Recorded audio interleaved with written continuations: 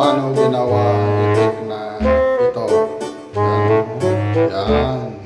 Yun. Oops. Punta na tayo sa CapCut. Yan. Export natin ang nagawa nating video. Yan. Yan. Yan. Aspect ratio 9:16.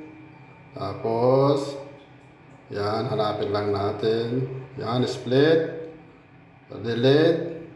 Tapos hanapin lang natin yung yan, ihagis yung tuwalya. Yan, hanapin lang natin. Tapos mag-split tayo dito. Tapos yan, yan, hanapin lang natin. Split, delete. Tapos yan, delete. Tapos yan, tapos overlay, tapat lang natin sa ganyan, tapat lang natin, hanapin lang natin kung saan sa goods. Yan, hanapin lang natin, timingan lang natin mga loads. Yan, timingan lang natin yung paghagis ng tuwalya. Yan, tapos yan, yan lang, timing lang.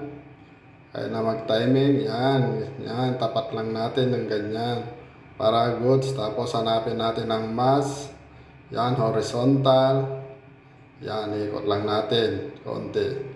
Tapos yan, ikot lang. Yan, yan, yan.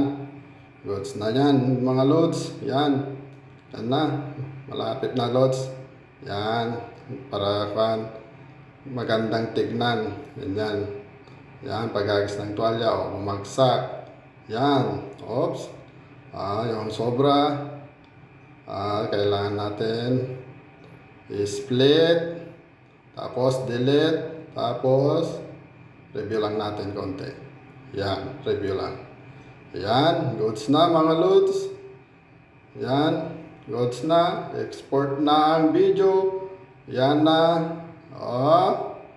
Ito na, done na mga loads.